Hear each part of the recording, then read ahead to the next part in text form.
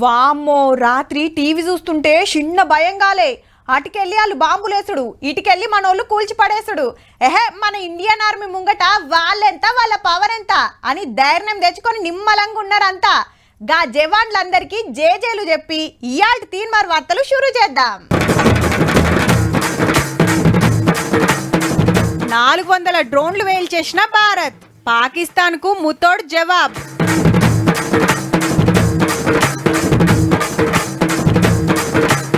సుక్కలు చూపించిన సుదర్శన చక్ర, తెలుసుకోవాల్సిందే హ్యారప్ డ్రోన్ లెక్క.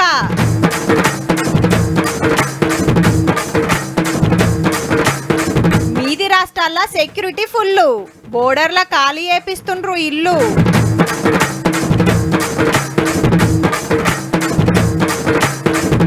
ఇటు భారత్ అటు బలూచిస్తాన్, మస్తు పరేషాన్లున్నది పాకిస్తాన్.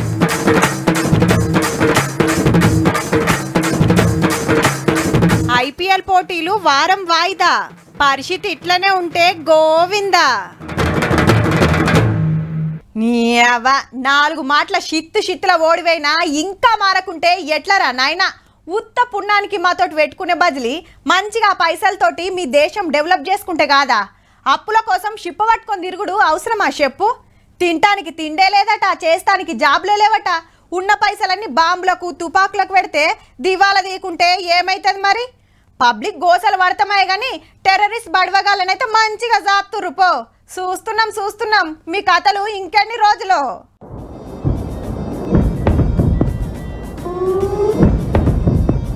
ఏహే ఎక్కడిది పాకిస్తాన్కి రాత్రి నిద్ర పట్టిందో లేదో.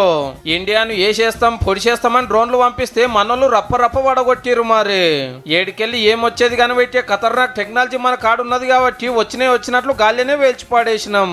జమ్మూ కాశ్మీర్, పంజాబ్, రాజస్థాన్, గుజరాత్ ఇట్లా బార్డర్ రాష్ట్రాలకు 34 జాగలలో సూటి పెడితే ఎంబటే కరెంటు బంద్ చేసి సైరన్ మోగించి పబ్లిక్ ఫైల్ అని చెప్పి ఇక మనోళ్ళు దిగిరన్నట్టు.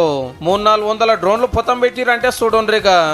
भारतीय सशस्त्र बलों ने काइनेटिक्स व नॉन काइनेटिक साधनों का उपयोग करके इनमें से कई ड्रोन्स को मार गिराया. గాలి మోటార్ డిపోలు మన ఆర్మీ క్యాంపులను టార్గెట్ చేయబోతే మనోళ్ళు చుచ్చు ఓపించారు పక్క దేశానికి. ఓ గంటన్నర సేపు ఇదే కథ. కూలిపోయిన డ్రోన్ ముక్కలను టెస్ట్ చేస్తున్నారు. ఇక వాటి పతారెంతో తెలుసుకుంటానికి. మనల్ని లాస్ చేద్దామని వస్తే వాడే లాస్ అయి నెత్తికి చేతులు పెట్టిండట. Preliminary reports suggest them to be of Aziz Guard Songa drone of Turkey. Later in the night, an armed UAV of Pakistan attempted to target Bhatinda military station, which was detected and neutralized. In response to the Pakistani attack, armed drones were launched at 4 air defense sites in Pakistan. One of the drones was able to destroy an AD radar. ఇటు చూడండి, Pakistan military camp ని ఎట్లా లేపేసినాము.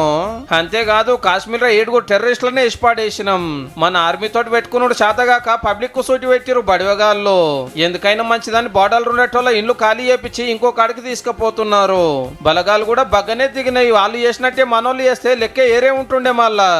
Pakistan is using civil airliners as a shield, knowing fully well that its attack on India would elicit a swift air defense response. This is not safe for the unsuspecting civil airliners, including the international flights which were flying near IB between India and Pakistan. కానీ టెర్రరిస్టుల అడ్డాలను address లేకుండా చేస్తే పాకిస్తాన్ సర్కార్కు గంత బాధ ఎందుకో. ఉగ్రవాదులు చేస్తే అలా సావులను army ఆఫీసర్లు దగ్గరుండి చేసిరంటే చూడండిగా. చేస్తుంది సుఖమైన పనని ఇంకా యుద్ధం అని ఉరికొస్తుంది. మనోళ్ళు చంపితే కొట్టిరని ఏడుస్తుంది. ఆడికి ఆపేస్తే మీకేం మంచిదిరా నాయన. ఆపరేషన్ సింధూర్ ఇంకింత జోరుగా అనిచ్చుకోకుండ్రి.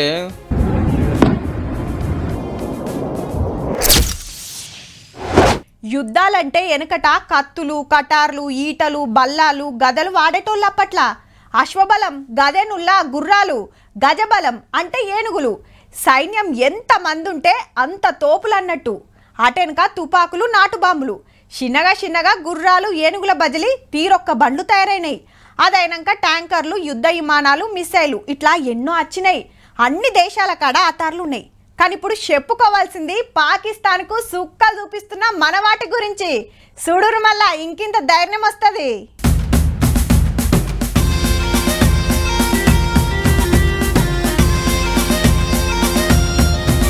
విష్ణుమూర్తి చేతిలో సుదర్శన చక్రం ఎంత పవర్ఫుల్లో మన సుదర్శన్ చక్ర కూడా గంత పవర్ఫుల్. రాత్రి పాకిస్తాన్ వాడు డ్రోన్లు మిసైళ్లతో అటాక్ చేస్తే వచ్చినట్టు గాలినే వేల్చి పడేసి మన పవర్ ఏందో చూపించింది. ఇదే మళ్ళా 400 కిలోమీటర్ల దూరంలో ఉండగానే గుర్తుకు పట్టి అది మన దాకా రాకముందుకే వేసి పడేస్తుంది. రాత్రి పగలు వెనక ముందని ఏం తేడాలు ఉండయి. ఎటుకెళ్ళి ఏమొచ్చినా ఎరుకైతేనే ఉంటది దానికి. ఒక పారే 36 టార్గెట్లు ఫిక్స్ చేసి 12 మిసైళ్లు కొట్టొచ్చు అంటే చూడుండ్రిగా. ఇవి రష్యా దేశంకి వెళ్ళి కొన్నాము 35,000 కోట్ల డీలు. 4 రన్నింగ్లుంటే ఏడాదిలో ఇంకో 1-2 వస్తాయట.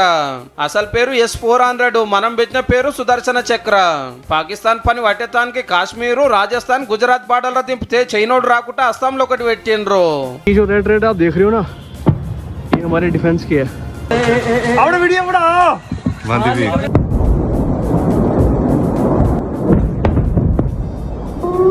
అది సుదర్శన చక్రం అయితే హర్పీ డ్రోన్ బ్రహ్మాస్త్రం లెక్క. పాకిస్తాన్ లకు జొర్రవాడి లాహోర్ ఆర్మీ సెంటర్ లో రాడర్ సిస్టాన్ని పొరక చేసింది. ఇదే మళ్ళా 32 కిలోల బాంబులు మోసుకుపోయి ఏడెత్తే అంటే ఆడెత్తేస్తుంది అన్మాతము. వెలుగు చీకటి ఎండ నాకు ఇవేం పనిచేయదు దీని ముంగట. ఇడిచినామంటే ఇరామ్ లేకుండా 9 గంటలు పనిచేస్తూనే ఉంటది. పోగల్లా పోయిన పని కాకుంటే దుష్మన్ కి దొరకకుండా రప్పున మర్రి వస్తుంది. ఇప్పటిదాకా మనం తీసిన అతాలు రోగి రెండే. మళ్ళొక పరి పక్క దేశం కథలు పడితే INS విక్రాంత్ యుద్ధంలోకి దిగుడు పక్క. పెద్ద యుద్ధ నౌక ఆల్రెడీ అరేబియా సముద్రంలో తయారుగా ఉంది. ఒక పారే 26 యుద్ధ విమానాలు, హెలికాప్టర్లు మోసుకపోతుంది. ఎటుకెళ్ళి ఏమొచ్చినా ఉత్తగానే గుర్తుపడుతుంది. దుష్మన్లు మిసైళ్ల దగ్గరికి రాకముందుకే ఒట్టి పడేసేంత పవర్ ఉంటది. 18 అంతరాలల్లో 2300 కంపార్ట్మెంట్లు, 16 మంచాల దావకన, 2 ఆపరేషన్ థియేటర్లు ఉంటాయి. 1700 మంది ఉండొచ్చు. మొత్తం మన టెక్నాలజీ తోటి తయారు చేసిందే. ఖర్చు 23,000 కోట్లు. ఇదే కాదు, బ్రహ్మోస్, రాఫెల్, తీరొక్క యుద్ధ విమానాలు, ట్యాంకులు, మిసైళ్లు, డ్రోన్లు బొచ్చడున్నాయి.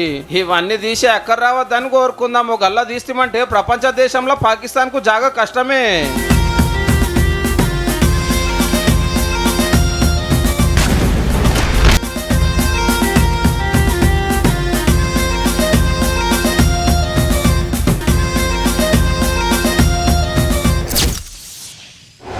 భారత్ అంటే దునియాల 7వ పెద్ద దేశం, జనాభాల 1 నెంబర్ దేశం.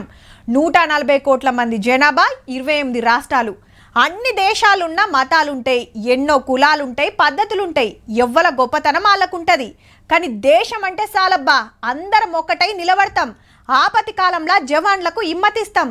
గమ్మతేందంటే ప్రపంచ పటంలా ముత్యమంతుండే పాకిస్తాన్లా అక్కడోళ్ళ మెచ్చక తగ్గ ఫర్గొట్లాడబట్టిరి సర్కార్ మీద. గతుకులతో వంట చిన్న ఆర్మీ బండి వస్తున్నది. అందులో జవాన్లు చిన్నగా మూల మలుపు తీసుకొని ముంగటికి పోగానే హో కొడుకో బాంబు పేలుడు వెళ్తే బండే కాదు, జవాన్ల బాడీలు కూడా తుంకలు అయినాయి. పేల్చింది బలూచిస్తాన్ లిబరేషన్ ఆర్మీ. ఇంకో కాడ కూడా సేమ్ ఇట్లనే లేపేస్తే ఆడిడ కలిపి 21 మంది పాకిస్తాన్ సైనికుల పానాలు పోయినాయి. ఇటుకెళ్ళి మన ఆర్మీ రప్ప వేసి పడేస్తుంటే అటుకెళ్ళి బలూచిస్తాన్ ఆర్మీ అరుచుకునే వరకు పాకిస్తాన్ కు పగటి సుక్కలు అగుపడుతున్నాయి అనుకో రాదుండ్రే. మన తోటి లడా ఏందో మనకు తెలుసు, మరి గాలలో లేంది అంటారా? వాళ్ళదిగిన 75 ఏళ్ల పోరాటం. మరి ఇండియా పాకిస్తాన్ ఏర్పడ్డనాడు బలూచిస్తాన్ సొంత రాజ్యము. ఖాన్ ఆఫ్ కలాత్ అనే రాజే వెళ్తుండే. ఒక ఏడాది అయ్యిందో లేదో పాకిస్తాన్ ఆర్మీని పంపి అమరుకొని దేశంలో కలిపేసుకున్నది. కానీ బలూచిస్తాన్ వల్ల బాధలు పట్టించుకోరు, తిప్పలు తీర్చరు, డెవలప్మెంట్ చెయ్యారు. ఇదేందని ప్రశ్నిస్తే అరెస్టులు, ఎక్కువ మాట్లాడితే ఎన్కౌంటర్లు. పాక్ సైన్యం ఎందరిని చంపిందో లెక్కే లేదు. చెల్ మా మీద పాకిస్తాన్ పెత్తనం వద్దంటే వద్దని మాకు సపరేట్ దేశం కావాలని వెనకటి సంధి లడాయి చేస్తుంటే 25 ఏళ్ల కిందట బలూచిస్తాన్ లిబరేషన్ ఆర్మీ ఉట్టులతోటి ఇంకింత జోరయ్యింది. తిరుగుబాటుదారులు తుపాకులు పట్టి సైన్యం మీద గెరిల్లా యుద్ధాలు చేసుకుంటా ఇంత బలగం పెంచుకుంది. ఇలా పబ్లిక్ లో ఫుల్ హిమ్మతి. పార్టీలు, జెండాలు, సంఘాలు గింగాలు లేవు. అందరి మాట ఒక్కటే, మాకు దేశం కావాలి, మా బతుకు మేము బతుకుతాము. 2 నెలల కిందటనే పాకిస్తాన్ రైలును హైజాక్ చేసి చూసిరంటే ఏ లెవెల్ ఉన్నారో చూడండిగా. ఇంతలోనే కాశ్మీర్ టూరిస్టులను చంపేసుడు, మనోళ్ళు పోయి పాకిస్తాన్ లో టెర్రరిస్ట్ అడ్డాలను లేపేసుడు. 2 దేశాల నడుమ టగ్గఫార్ నడుస్తున్నాయి. అలా ఇదేరా మోక అనుకుని అటుకెళ్ళి బలూచిస్తాన్ బలం చూపిస్తున్నది పాకిస్తాన్ మీద. అటుకెళ్ళి వాళ్ళు, ఇటుకెళ్ళి మనోళ్ళు రప్ప అంటిస్తుండే వరకు పెంక మీద పేలాల లెక్క చెంగడం ఎగురుతున్నది పాకిస్తాను. తిరుగుబాటుదారులు మెయిన్ సిటీలను అమరుకున్నారు. పాకిస్తాన్ జెండాలు వీకేసిరు, అలా జెండాలు వాతిరు. పబ్లిక్ అంతా సంబరాలు చేసుకుంటున్నారు. పాకిస్తాన్ లో 140% ఇల్లదే. మరి మీ దేశంలోనే మీకు సక్కగా లేదు కానీ ఇంకా మా కాశ్మీర్ మీద కన్నేసినారు. ఈ రువ్వడు చూస్తుంటే అప్పటి ఇండియా పాకిస్తాన్ యుద్ధంలో బంగ్లాదేశ్ పుట్టినట్టే ఇప్పటి యుద్ధంలో బలూచిస్తాన్ దేశం పుట్టేటట్టున్నది పో.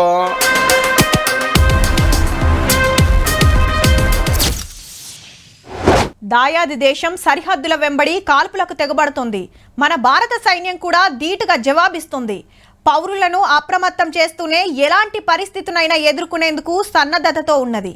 మరోవైపు అంతర్గత భద్రతపై కేంద్ర ప్రభుత్వం ప్రత్యేక దృష్టి సారించి తగు చర్యలు తీసుకుంటుంది. మొగుల్ మీద డ్రోన్ల గస్తీ, భూమి మీద పోలీసుల సెక్యూరిటీ, గాలి మోటార్ డిపోలు బంద్, ఈ స్కూళ్లకు తాళం, ఇళ్లల్ల పబ్లిక్, రోడ్ల మీద చెకింగ్, టూరిస్టు జాగాల్లో ఫుల్ సెక్యూరిటీ, దవాఖానల బెడ్లు, మందులతోటి డాక్టర్ల డ్యూటీ. గిట్లున్నది బార్డర్ రాష్ట్రాలల్లా. పాకిస్తాన్ కు పంజాబ్ కు 532 కిలోమీటర్లు, రాజస్థాన్ కు 1070 కిలోమీటర్లు, గుజరాత్ కు 506 కిలోమీటర్లు, జమ్మూ కాశ్మీర్ కు 3200 కిలోమీటర్ల బార్డరు. మన ఆర్మీతోటి కొట్లాడే శాతగాక పబ్లిక్ ఇండ్ల మీదకి బాంబులు, తుపాకులు సూటి పెడతారు పాకిస్తాన్ వాళ్ళు. ఇక రాత్రి అయితే డ్రోన్లు, మిసైళ్లతో అటాక్ చేయబోతే మనోళ్ళు కరెంటు బంద్ చేసి వచ్చినట్టే కూల్చి పడేసిండ్రు. పబ్లిక్ కు ధైర్యం చెప్పి ఎందుకైనా మంచిదని ముందు జాగ్రత్తలు తీసుకుంటుర్రు అన్నట్టు. ఇప్పటికే బార్డర్ ఊర్లు ఖాళీ చేపించి ఏరే జాగలకు పంపిండ్రు. కొందరు బంకర్లకి వెళ్ళిపోయిండ్రు. గుంపులు తిరగొద్దు, అవసరం లేదే బయటికి రావద్దని ఆవాజ్ ఇచ్చిండ్రు ఆఫీసర్లు. గెట్టుగాడు ఎవ్వరు అనుమానంగా తిరిగినా కాల్చి పడేసినేనటిగా. ఈ రాష్ట్రాల్లోనే కాదు, అందరు సీఎంలకు ఢిల్లీకి వెళ్లి ఫోన్లు వచ్చినాయి. సెక్యూరిటీ పెంచాలి, అందరు అలర్ట్ గుండాలని. ఢిల్లీలో అంతటా 40-50 సైరన్లు పెట్టిండ్రు. గట్లనే మళ్ళేమన్నా అయితే సౌండ్ రాగానే ఎక్కడోళ్ళక్కడ హుషారైతానికి విమానాల పోతోళ్ళు 3 గంటల ముందే డిపోకు రావాలని రూల్ తెచ్చిండ్రు. చీపచ్చి పోస్టులు పెడుతుర్రని 8000 ఎక్స్ అకౌంట్లు బ్లాక్ చేసి పడేసిర్రు. ఆర్మీకి, దేశానికి వ్యతిరేకంగా పోస్టులు పెడితే కేసులు అవుతున్నాయి. కొందరు పనిలేని పనిమంతులు డీజిల్, పెట్రోల్ దగ్గర పడ్డదని సోషల్ మీడియాలో పుకార్లు పుట్టిస్తే పబ్లిక్ అంతా బండ్లు, కార్లు వేసుకొని బంకుల కాడికి ఉరికిండ్రు. కానీ సరిపోని సమర్ ఉంది, బయట దేశాలకి వస్తూనే ఉంది. ఎవరు ఆత్రపడొద్దని ఆవాజ్ ఇచ్చినాయి ఆయిల్ కంపెనీలు. మన హైదరాబాద్ లో ముఖ్యమైన జాగాల్లో బందోబస్తు పెంచి దేశంలో ఏం నడుస్తుంది, బార్డర్లు ఎట్లున్నది అనేది ఎప్పటికప్పుడు తెలుసుకుంటుంది గవర్నమెంట్. ముందు జాగ్రత్త కింద బిహెచ్ఎల్ గేట్లు బంద్ చేసి గస్తీ పెంచిండ్రు పోలీసులు. మన సీఎం, మంత్రులు, కాంగ్రెస్ ఎమ్మెల్యేలు, ఎమ్మెల్సీలంతా 1 నెల జీతం ఆర్మీకి ఇస్తానికి ముంగటికి వచ్చిండ్రు. కడమ పాటోళ్ళు సుతి ఇస్తుండొచ్చురిగా. పెద్దగైనాక నువ్వేమైతావని పోరలను అడిగితే డాక్టరు, కలెక్టరు, లాయరు, పోలీస్ అని చెప్తుంటారు. కానీ నేను జవాన్ అయితా, ఆర్మీలకు పోతా అని చెప్పేటోళ్ళు చాలా తక్కువ. ఇంటోళ్ళు సుతి ఇష్టపడరు. ఎందుకంటే దేశం గెట్టుకాడ పరిస్థితి అట్లుంటది. మరి ఇవాళ మనం నీడపట్టు నుండి యాళ్ళకింత తిని నిమ్మలంగా బతుకుతున్నామంటే జవాన్లే కారణమబ్బా. మన కోసం పానాలిచ్చిన మురళీ నాయక్ జోహార్. పాపం యుద్ధంలా కొడుకు జీవిడ్చిండని తల్లిది ఒక ఏడుపు కాదు. కశ్మీర్ గెట్టుకాడ పాకిస్తాన్ తో జరుగుతున్న ఫైటింగ్ లా ఆంధ్ర జవాన్ మురళీ నాయక్ అన్న అమరుడైండు. సొంతూరు సత్యసాయి జిల్లా కల్లితండ. ముచ్చట తెలవంగానే సీఎం చంద్రబాబు సారు ఫోన్ చేసి ఇంటోళ్లను ఓదార్చిండు. మురళీ నాయక్ త్యాగాన్ని దేశం ఎప్పటికీ మర్చిపోదు. సర్కార్ తరపున అన్ని తీర్ల ఆసరైతమన్నాడు చిన్న CM Pawan sir.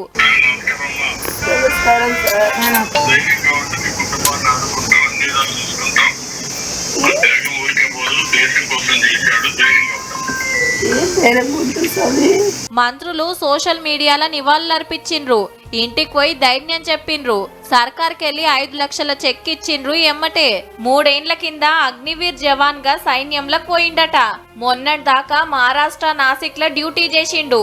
Operation Sindoor కోసం కశ్మీర్ విలిస్తే 5గురు పాకిస్తాన్ సైనికులను ఏసి పడేసి ఎదురు కాల్పులల్లా జీవిడ్చిండు. తను ఒక్కటే మాట అన్నాడు, చస్తే నేను దేశం కోసం చేస్తాను, నేను చచ్చిపోయినప్పుడు నా బాడీ మీద భారతదేశపు జెండా కప్పాలి. పాకిస్తాన్ లో ఉండే ఉగ్రవాదులకి నా కొడుకులకి కూడా వదులుకోకుండా 2 రోజుల్లోనే ఆ పాకిస్తాన్ మొత్తం సర్వనాశనం అయిపోవాలి. డెడ్ బాడీ రేపు సొంతూరుకు వస్తదట. సర్కార్ తరపున ఆఖరి కార్యం చేసే పనిలున్నారు.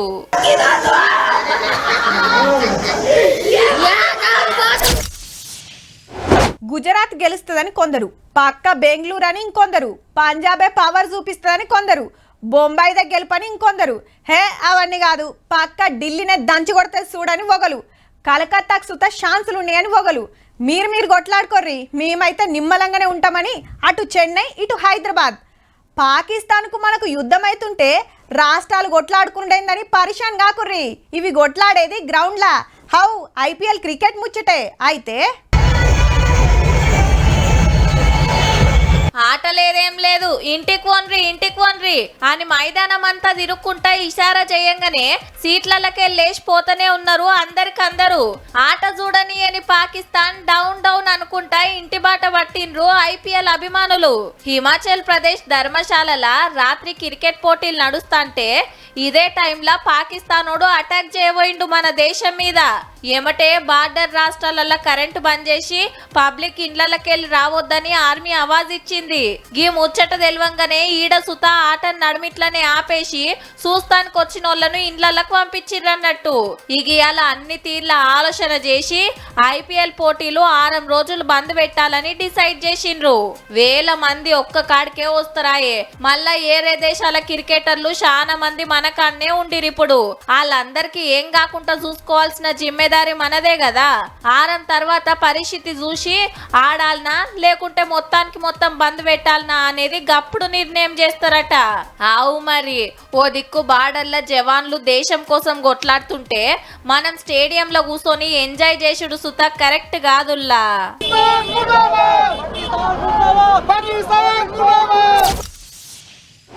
నాయనమ్మ, నీకు మీ అవ్వ సమ్మక్క అని పేరెందుకు పెట్టిందే అని అడిగితే, అప్పట్లో నేను మేడారం పున్నమప్పుడు పుట్టినా, మళ్ళా మా అవ్వకు సమ్మక్క దేవుడు ఉన్నది కాబట్టి ఆ తల్లి పేరే పెట్టింది అని చెప్పింది. మరి మా నాయనకు జంపన్న అని ఎందుకు పెట్టినావంటే, సమ్మక్క కొడుకు పేరే నా కొడుకు పెట్టుకున్నా అన్నది. ఎమ్లాడకు పోయి వచ్చినాక కొడుకు పుడితే రాజన్న, బిడ్డ పుడితే రాజవ్వ, ఇట్లా దేవుళ్ళ పేర్లు పెట్టేది అప్పట్లో. ఇప్పుడు గీముచ్చడ దేనికంటే, ఆడపిల్లలు పుట్టినందుకు ఇల్లది చిన్న సంబురం కాదు. బీహార్ రాష్ట్రం ముజఫర్పూర్ లా నిన్న ఒక్కనాడే 12 మందికి బిడ్డలు పుట్టిండ్రు. మరి అందరికి ఏం పేర్లు పెట్టిండ్రో తెలుసునా? का नाम सिंदूर रखे है क्योंकि कल जो हमला हुआ था जहाँ पे, वो बहुत गर्व की बात है कि मोदी जी ने बहुत अच्छे काम करवाए हैं। बेटा मैंने इसका नाम सिंदूर रखा हुआ है। कल जो ऑपरेशन सिंदूर हुआ उस पे, क्योंकि हमारे लिए बहुत गर्व की बात है। సింధూరి 12 మందికి అదే పేర్లు. కాశ్మీర్లా టూరిస్టులను కాల్చి చంపిన ఉగ్రవాదులను ఆపరేషన్ సింధూర్ పేరు మీద లేపేసింది కదా మన ఆర్మీ. తెల్లారే ఇళ్ళకి ఆడపిల్లలు పుట్టినందుకు గుర్తుగా అదే పెట్టుకున్నారట.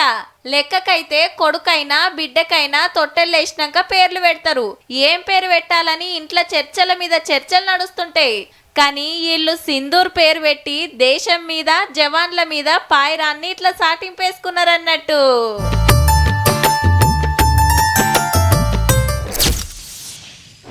హైదరాబాద్లా అందాల పోటీలు గంత మంది వస్తారట, గింత మంది వస్తారట, ఇట్లా చేస్తారట, గట్ల చేస్తారట, తెలంగాణ అంతా తిప్పి చూపిస్తారట, మన వంటలు తినబెడతారట, షాపింగ్ చేపిస్తారట అని ఎన్నో వార్తలు చెప్పుకున్నాం అబ్బా. ఇక ఇప్పుడు గాయాళ్ళ రానే వచ్చింది. రేపే మరి అందాల పోటీలు షురువయ్యేది.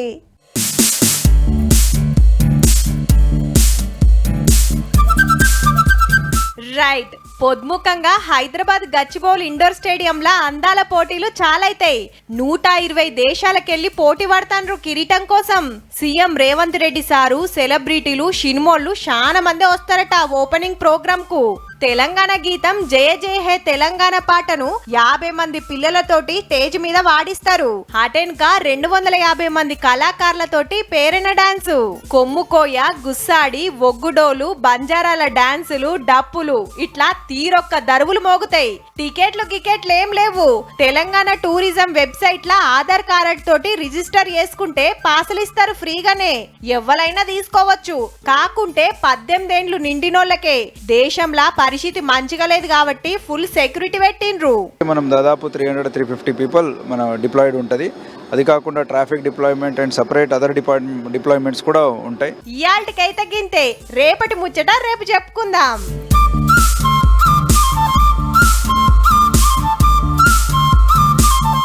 చూసిండ్రు కదా, ఇక ఇవ్వుల్లా ఇయాల్టి తీన్మార్ ముచ్చట్లు ఉంటామల్లా. నమస్తే.